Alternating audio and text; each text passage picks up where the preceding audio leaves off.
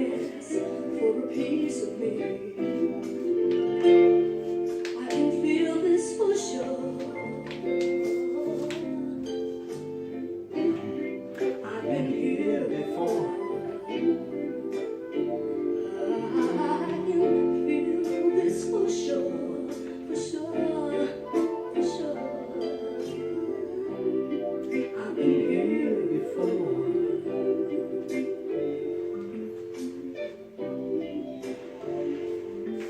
All right. What up, everybody? What up, everybody? What up? Let me get to the spot. Welcome. This is Plan Your Greatness, and I am your gracious host, Carlton Hamilton. And let me ask you a question. How many of you know who sang that song and the title? Okay, I'm going to give you a second.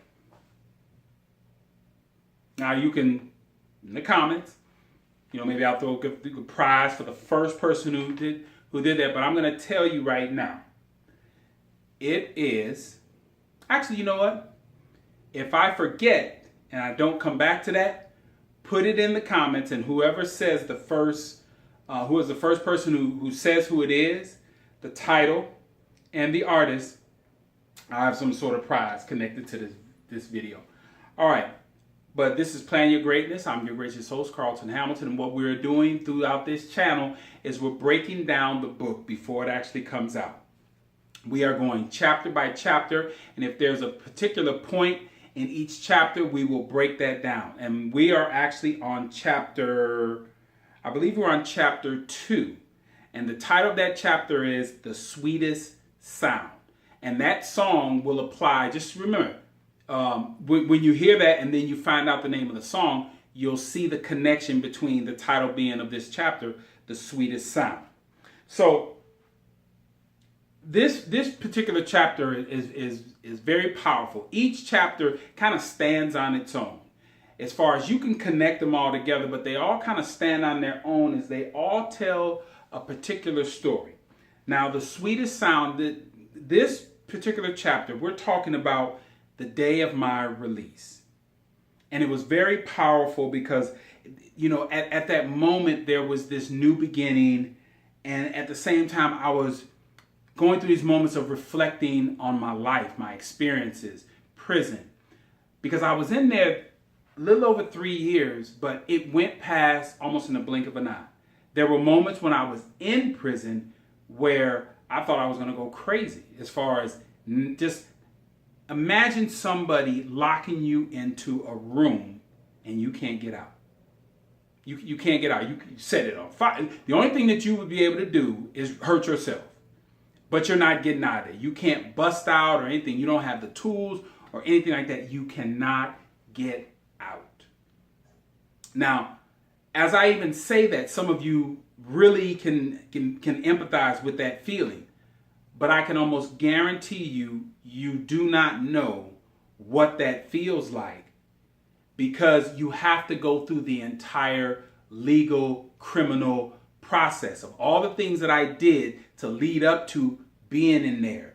Just the whole idea of beating myself over the head, and it was an absolute mess. And there were times where I didn't know what I was going to do with that thought process, but thank God I didn't do anything that just, dismembered me or, disabled me or just, put me in, took drugs or something like that and put myself in this, psychotropic state. Now, I didn't do that, but it was horrible. So here I am facing my day out of prison and all these conflicting ideas.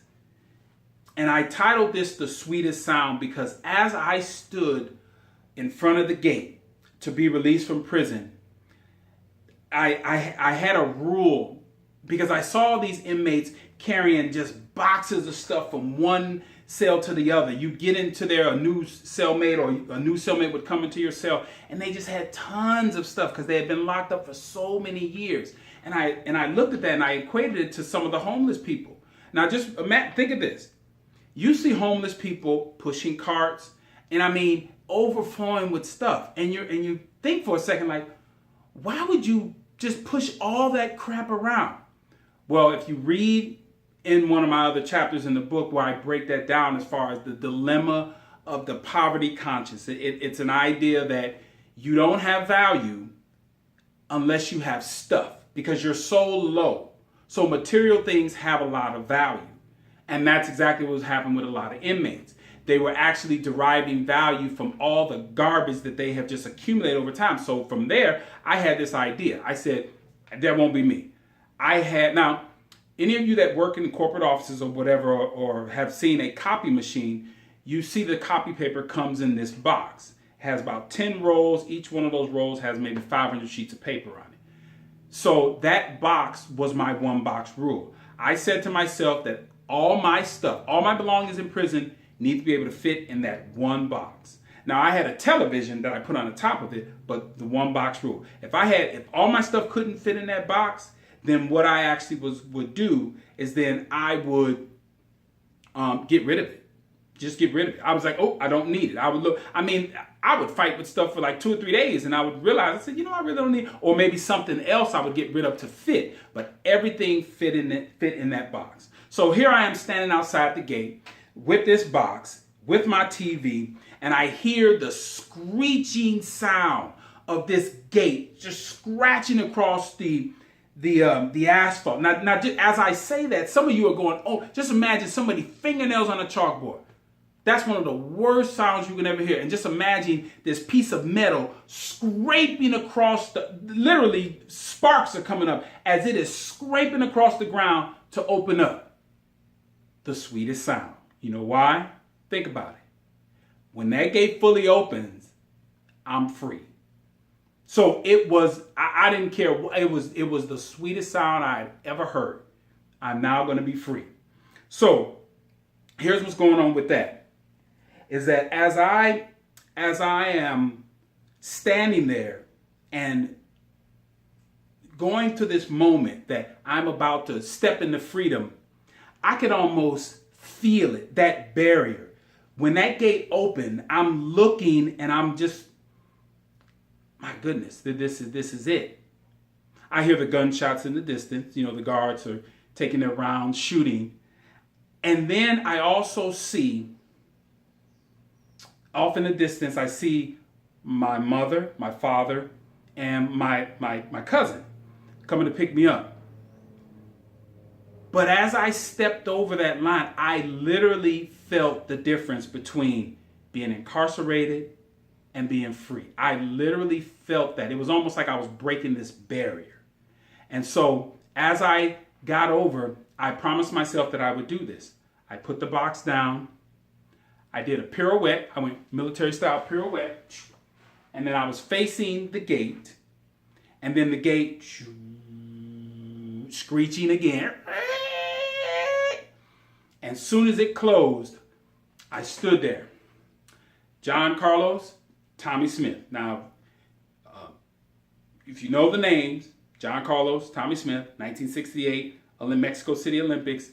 They're on the podium, and I stood there with my hand. They had a black glove. I didn't have anything. I just stood there with my hand up like this, and I put my head down, and I said a little prayer. And basically, it was very short. I love you guys. I'm grateful for what I learned, but may I see you guys on this other side.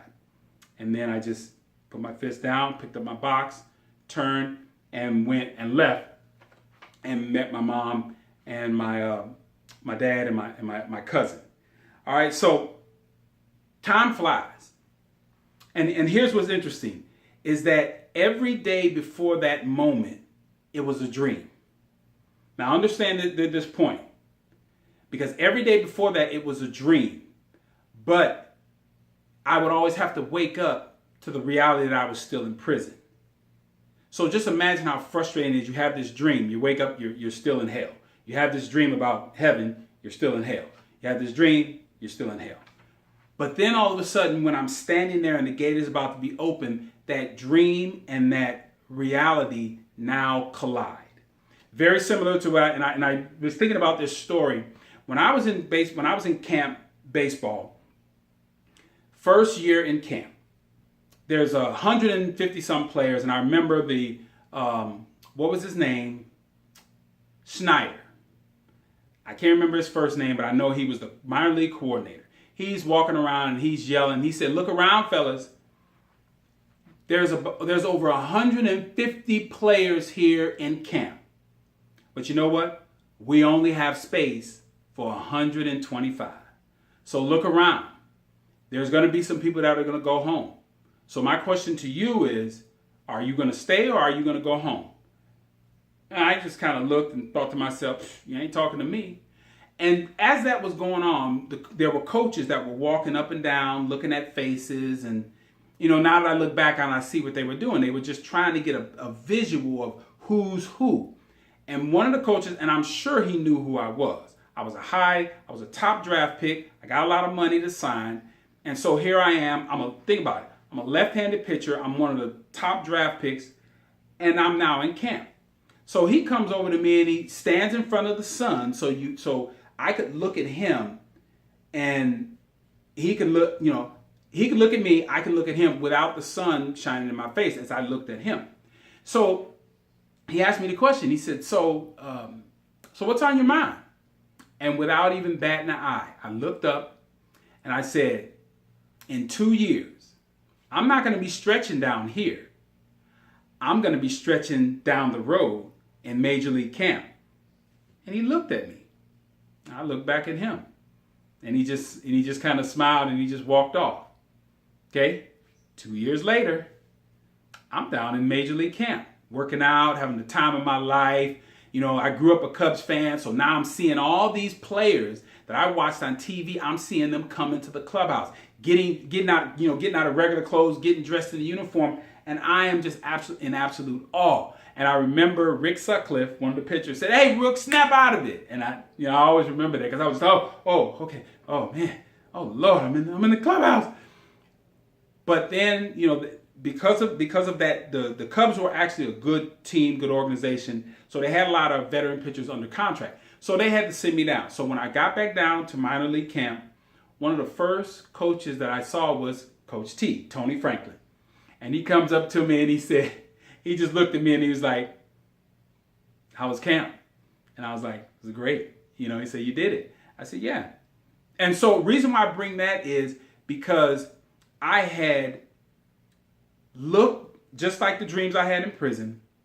I looked and I was having a dream that I was going to be up there in camp. And so it is massively powerful to see when that moment becomes the reality, because I don't care what you dream, the reality is always going to be better than the dream when you hit your goal. Beyond that. So me and my dream of getting out of prison and seeing that day was absolutely phenomenal. But it is amazing when those moments come together. And something else that I learned from that was that as the time went by, I reflected back on watching people in prison, and 5 years was that I came up with this number. I said, at about the 5-year mark, you will be institutionalized. Now, faster if you've had an environment before you got to prison that was very similar to that dysfunctional prison life.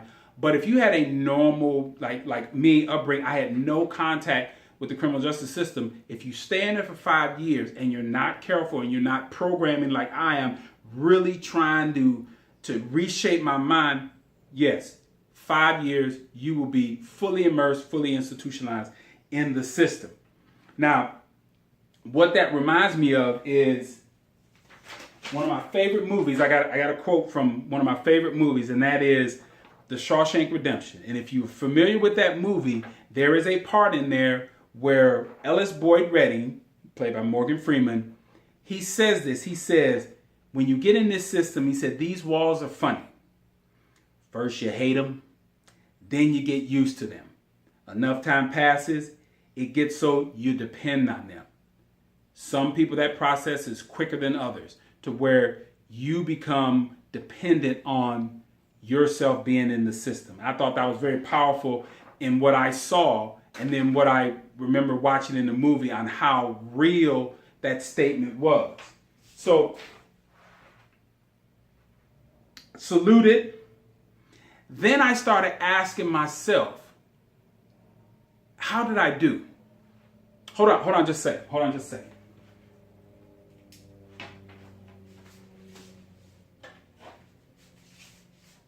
All right, bad lighting, Carlton. Bad. Okay, terrible. Getting lazy. See, better lighting. Okay. I started asking myself, because when I got into the system, I got the name teacher, and I'm gonna real quickly tell you, because everybody in the system had a name. You never called anybody by their real name, their government name. My name's Carlton Byron Hamilton. Within the system, I'm sitting there quiet at a table full of a bunch of old gangbangers from the West Side, and one of them asked me. He said, "What's up, cuz? What you doing up in here? What you do?" I said, before I came up in here, I was doing some student teaching. I was going to school and looking to be a teacher. Oh, I see, cuz, you know what I'm saying? You out there messing around. And of course, his whole conversation was littered with F-bombs and everything. Oh, man, you out there messing with them little girls, them students. And I said, no, man, it's not. Like, yeah, man, yes, you are. You messing with them little students. And so from that point on, I saw him later on the basketball court. And as soon as he recognized me, he said, "What's up, Teach? What's up, Teach?" And then when they saw I could play basketball, then that was the title I had. Hey, that's Teach. That nigga can ball. Excuse my language, but that's exactly how they referred to me. And from that point on, my name in the system was Teacher. And here's what's interesting with that. When I got the name, I felt an obligation to live up to that name, to really be inspiring, to really be to a lot of young dudes in there. I mean, they were just babies. And so I felt an obligation to always leave guys with a good message. So that was one of the things that I looked at as I got out and said, did I leave the prison system better? Yes, I did. There was a lot of other things that I did up in there, and I won't get off into them in this. But did I leave the guys that I interacted with better? Yes, I did. So I felt good about me leaving the system, that I didn't go in there and steer somebody the wrong direction. I left leaving a good legacy on some other things. And hopefully in one of these other videos, I'll actually break down some of the things and the lessons that I learned, and hopefully that I left in the system. All right, so at that point, we're driving. We're leaving, and we're leaving the property, and we're heading out. And my dad asked me, he said, what do you want to do? My cousin chimes in, hey, let's go to a strip club. And of course, here's my mom sitting in the back with me. She was like, after she said, you nasty, she said, no, he probably wants to get a good meal. And I thought for a second, what did I really want to do first? Now remember, before I went in prison, life was pretty bad. You want to go back to some of my old videos and have me break that down? Homeless, all kinds of other stuff, just a mess. Going through depression. So I thought for a second, and I said, take me to my storage. So now they're wondering, okay, let's do it. Maybe there's something that he wants to pick up and then, continue on with the rest of his life. So we get to the storage, and what I'm doing is I'm rumbling through things, and I see something out of the corner of my eye that I had not seen for years. And I knew something was in there because I had somebody put something in my storage, and they told me where it was. And so I pulled it open, and there they were. But I'm looking at other stuff, and I see I have a Jordan shoe collection, probably 10, 15 pairs of shoes that have been sitting in there for 4 years.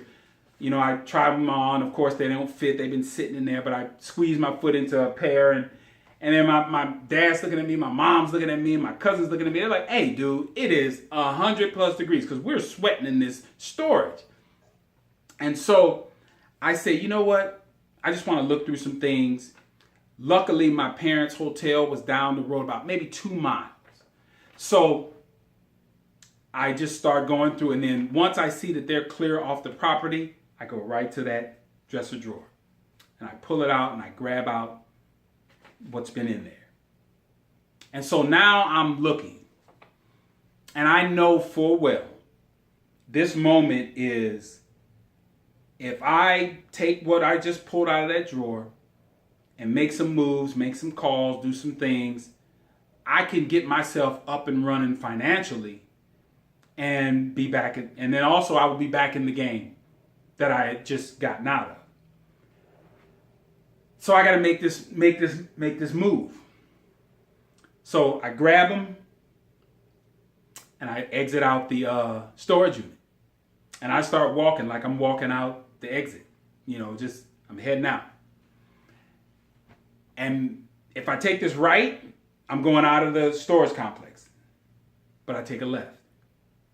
And I walk about another 60 feet. And then you hear this sound. Doom. You all know this sound. Because if you've ever thrown something into a garbage can or some barrel or something like that, and it's the only thing or the first thing that goes in there, there's an echo because there's nothing else in there. And that was the sound I heard. And in that day, that was the second sweetest sound that I heard. Because I had taken that, those items, and they were wrapped in a rubber band, and I threw them in the garbage can. That was one of the most difficult decisions in my life. And so I look at it this way. I said, that was a moment where freedom, accountability, and basically the renewing and the reinventing of myself, that sound was the sound of all that. And that was a very sweet sound at that point in my life. That now I moved along because it was weird, because as I was holding those, that item in there, this is what I felt. I felt, now some of you that are, if you're younger, you may have, I don't know if they even do this little scene in the new Mission Impossible movies, but when I was growing up, there was a show, Mission Impossible, and they always had these tapes playing, and they would always have this recording, and to me, at that moment, I felt the recording was talking to me, and so it would have went something like this. Good morning, Mr. Hamilton. The envelopes contain information that will change your life and the lives of all you care about dramatically. Your mission, if you choose to accept, is to take the information and apply it for immediate gratification for the greater good of yourself and your family. As always, should you or any member of your MI force be caught or killed, the secretary will disavow any knowledge of your actions.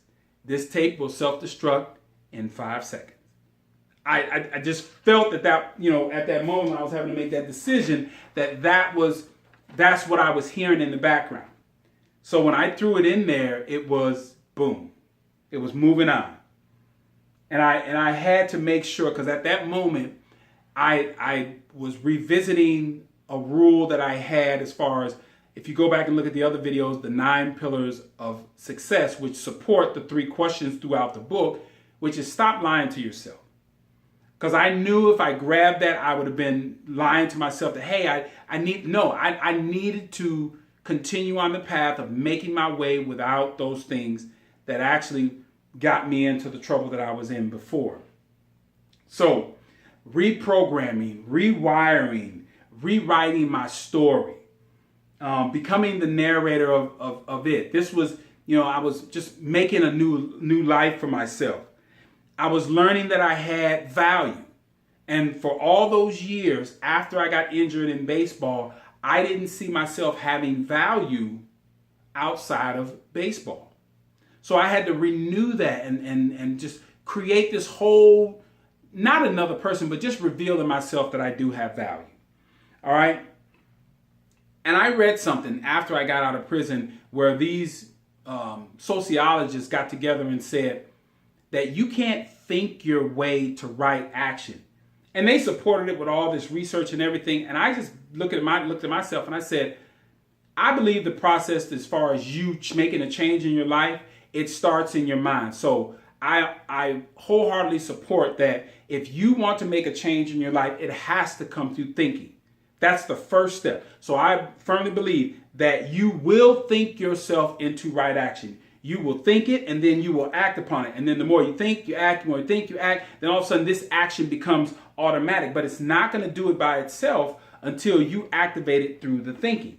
So I firmly believe that.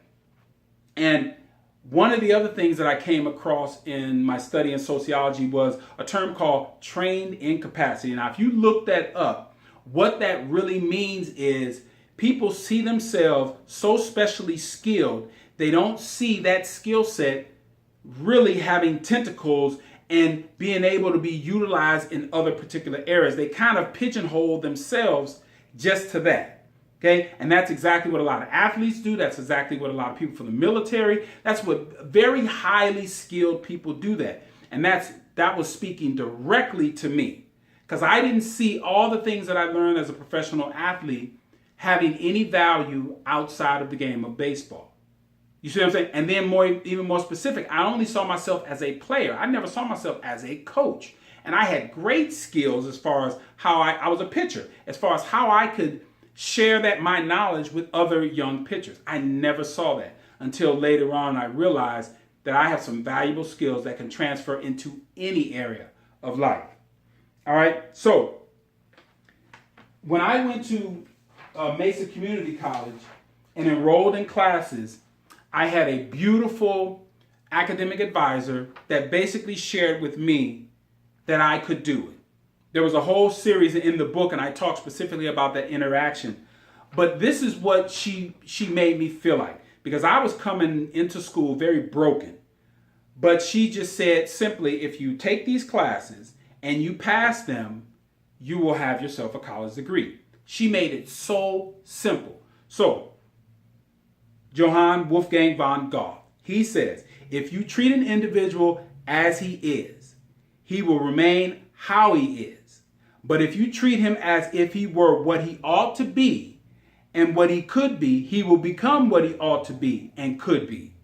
So that's how she made me feel. And it was really, really powerful. And the other quote that I came across, let me find this one as well. This was from T.E. Lawrence. And a lot of these, as I have read a lot of books and viewed a lot of videos, I came across this other powerful one as far as when you're dreaming. And how a lot of people have these dreams, but then when they wake up, they don't put it to action. So I love this one by T.E. Lawrence. And I believe this guy is like Lawrence of Arabia. But he said, all men dream, but not equally. Those who dream by night in the dusty recesses of their minds wake up in the day to find it was just vanity. But the dreamers of the day are dangerous men, for they may act their dreams with open eyes to make it possible. Just let that marinate for a second. It's one thing to be just, immersed in these dreams, which are, you're either dreaming of the past, what you did, or you're actually using your imagination but you must come to the now. Open your eyes, dream, take that dream and put some action behind it and make it happen. And that's a testament to what I have done to get to where I am right now. ASU graduate, business owner. And the last thing that I want to mention as far as those two sweet sounds that got me to this point where I'm out of prison and I'm just renewing my life. And that is, somebody asked me a question about that experience in prison. And I summed it up like this. I said, I would not wish that experience on my worst enemy. Because I can look at and say how I got through that experience, but I'm not sure if everybody can get through that. Because there were moments where, as you read through the book, you'll see moments in there where I had to make some decisions, and there were moments in there where it was just, you were going almost stir crazy. So I wouldn't wish this on my worst enemy, and some of the people that I deem the strongest. I don't know how you deal with that. It's not a conducive place for growth anywhere, because you're not guaranteed to make it, so you're not guaranteed to grow from that experience. So, wouldn't wish it on my worst enemy. So, as I sum this video up, and again, thank you guys for all joining me on this or just listening to my channel, is my challenge.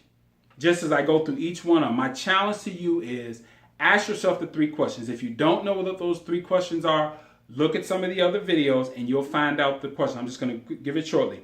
What do you want? Why do you want it? And can you see it? Okay. The next one is know your 3 truths. You're on your deathbed. Somebody asks you, what are the three things that you know of, like the meaning of life? You want to have an answer to that. And then the last one is you want to write out your vision and mission statement. You want to have that. Those are some guiding principles that's going to help you get to where you're trying to get to in life. All right? Like this page, subscribe to this page, share this page. All right, share this channel. All right, this is Plan Your Greatness. Thank you guys all for joining me. I'm going to say this once again. This is Plan Your Greatness. Why? Because no one else will. All right, see you guys all next time.